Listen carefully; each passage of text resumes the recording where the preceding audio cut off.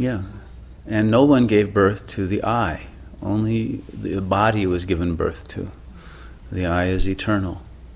And it preceded the existence of your mom or your grandmom or anyone. It's an eternal presence. And once you realize that's who I am, then whatever is related to the body will no longer have any control over you.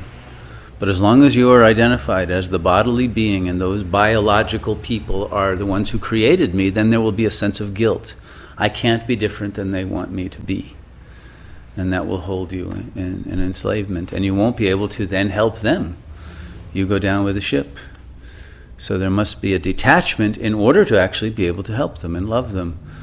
But to love them as part of the whole, not in some false specialness that sees you as defective. Okay, so it's very important not to fall into that trap. The Buddha, to become Buddha, had to leave his family. You know, he did. He left his wife. He left children. He left his role as the prince who would have become the king. He left the Dharma. He left all of that to become Buddha so that he could then come back and offer them a path to enlightenment. And it's sometimes necessary. It doesn't mean we all have to get divorced and leave everybody and, you know, give our children to the orphanage. No, I'm not suggesting that. No, not at all. But there's an internal identification that does have to be let go of so that our Godself can then be present for them and not a self that they created and therefore we are subject to being the way they project on us that we are. So when we gain that freedom, we can then offer freedom to the other. Especially if we have children, we want the gift of offering that freedom to the child, not to put them under the bondage of having to be what our unconscious projections tell them they should be. So these are very important elements. In classical India, there were 4 goals of life: artha, kama, dharma, and moksha. The artha meant the first thing you do is you learn how to make money and you go out and make as much as you can. That was the artha. And get a wife or a husband and have children and do all of that. Kama, of course, is the pleasure. You learn how to spend your money and enjoy it, and you engage in all the lower chakra pleasures. And then dharma. Then when you're mature and you realize that wasn't enough, you start studying the sacred scriptures and you want to then make sure you are living your life in this plane with integrity and with ethical imperatives so that you are not going to create negative karma.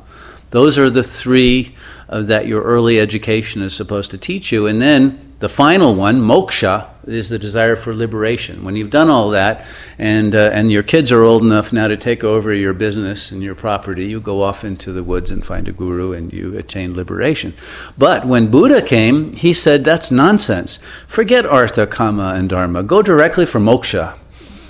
It doesn't make sense wasting your life in those early kinds of desires because they'll ensnare you and you won't be able to get out.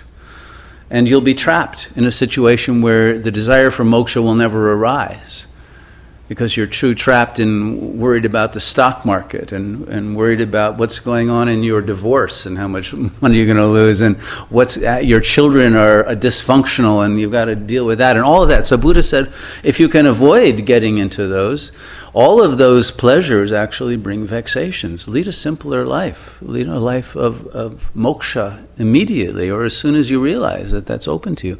Now, if you have already made karmic commitments, Buddha says, no, don't leave them like the others. Enjoy them. Do them with dharma. But remember that there is the horizontal dharma of the ego and there's the vertical dharma of Buddhahood. And bring both into alignment. Live in alignment with the vertical. Be the enlightened being and then give to those who have become your karmic responsibilities. Don't become a victim of your karma and don't become someone who is swallowed up by those karmic scenarios.